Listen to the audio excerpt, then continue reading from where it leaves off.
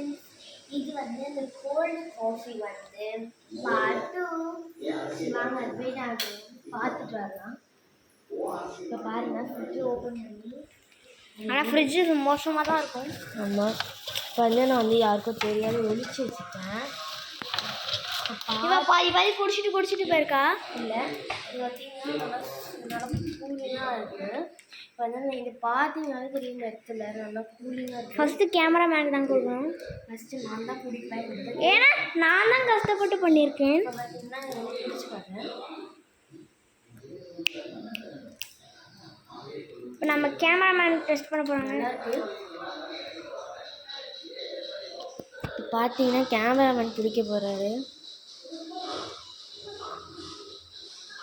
பார்த்தீங்கன்னா சூப்பராக இருக்கும். சாக்லேட் காஃபி மாதிரி ரியலாக.